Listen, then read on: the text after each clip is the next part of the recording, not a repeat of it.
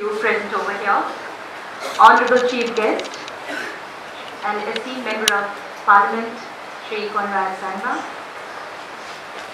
Conference Chairman and Executive Director of DBI, Father Johnson Barakkal, Conference Vice Chairman and Associate Director, Father Dr. P.D. John, Conference Secretary and Head of the Department of Education, Don Bosco Institute, Sister Dr. Anna Moni, respected delegates from all across the country, dear colleagues, students, and my very dear friends.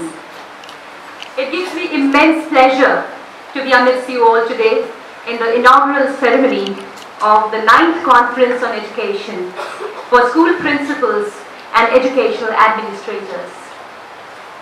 This year, the theme is Redefining Education in the 21st Century, Leading Change through Management Skills and Innovative Leadership Practices. Dear friends, as we all know, the education system in our country has evolved over the years. The ancient system of education was the Gurukul system, and now we have come a long way. Then came the medieval education system and then modern education system. And in fact, the education scenario has undergone a sea change. Today's classrooms in the 21st century is vastly different from the classrooms which we saw, which the earlier generation had experienced in 20th century. In fact, few of the emerging global trends in education today are technology and technology use and integration. Just now, the students have performed so beautiful. In fact, I was telling Father, scintillating performance, thoroughly enjoyed. Thank you so much for making my day. And in fact, when we talk about technology use and integration, here we are talking about technology, how it is contributing in enhancement of education. At the same time, how technology is driving learning of all kinds.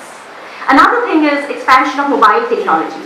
Now, when we talk about expansion of mobile technology, we are talking about how technology has become so mobile in the sense you can acquire knowledge from, in fact, anywhere. It's not necessary that you have to be in the library or your classroom, or for that matter, your study at home.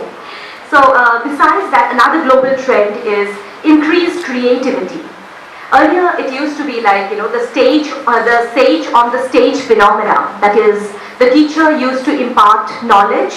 It used to be a monologue, and the students would be sitting in the classroom, and interaction was one-sided. But now, the students, the teachers, everybody, they are part of the creation and co-creation of knowledge. So that is, again, I think, is an emerging global trend in the educational scenario of today. Besides that, our education has become borderless.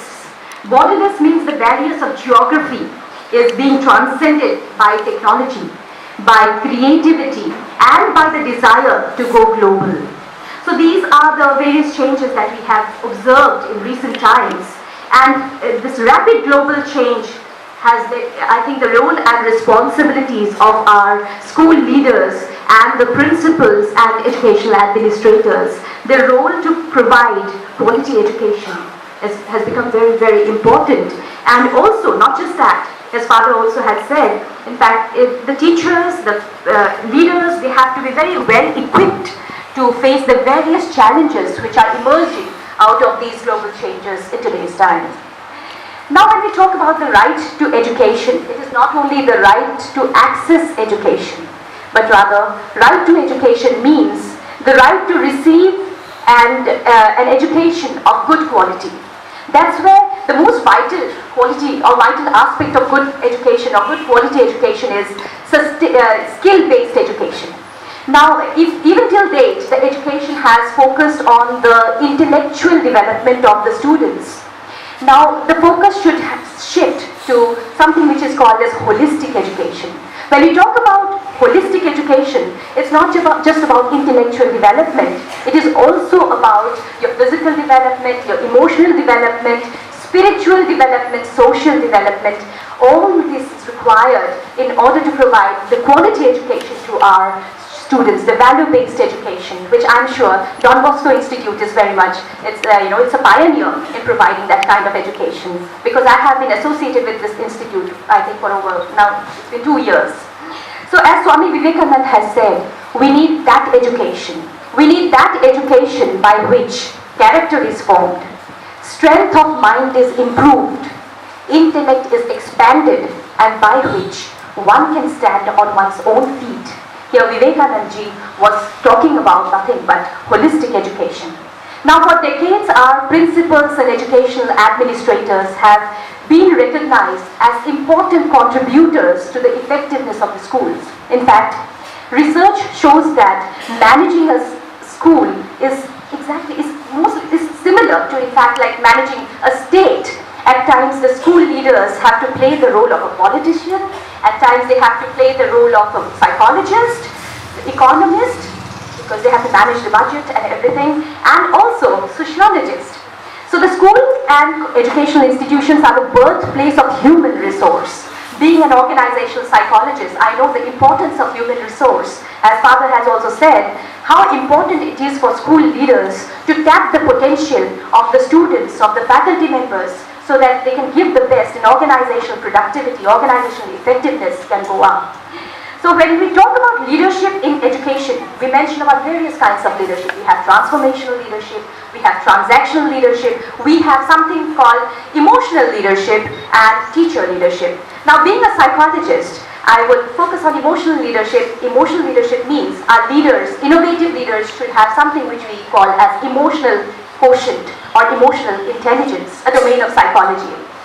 Dr. Daniel Goleman, he is the father of emotional intelligence. He says that 80% of our success in life is because of EQ and only 20% is because of our IQ. Till date we have always given too much of importance on IQ and not EQ. An emotional intelligent leader would be able to not just understand his own emotions, but at the same time he will be able to understand and be aware of the emotions of their staff, of the students, and accordingly manage the human resource in a much better manner. So Aristotle in fact has said many times we lose our cool in different circumstances, right? We become victims of circumstance. We get overwhelmed, we get excited, we get angry. Aristotle says to be angry is very easy. Anybody can get angry. But to be angry with the right person, to the right degree, at the right time, for the right purpose, and in the right way, that is something which is not really very easy. And for that you require emotional intelligence. So psychological traits like motivation, anxiety, and your high EQ, how you manage your anxiety and fear, and how you tackle with the uncertainty that is prevailing around because of these global changes. That's a very big challenge for our innovative leaders in today's time.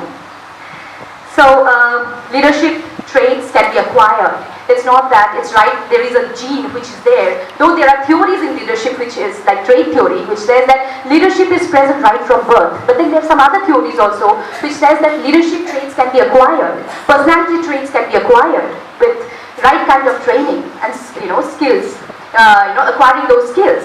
So now, and for learning and for training, it's not never too late. As Mahatma Gandhi has said, live as if you are going to die tomorrow, and learn as if you will live forever. So with these words, I won't take much of your time. I thank Don Bosco Institute administration for having invited me and making my day memorable. And it's wonderful to be part of the inauguration ceremony over here. And I'm sure all of you delegates will be benefited by this 3 days of national conference. There will be deliberations, there will be exchange of ideas, and I'm sure you will go back to your respective institutions and would apply the same in your institutions. And I wish you all a very pleasant stay in Guwahati, and thank you so much.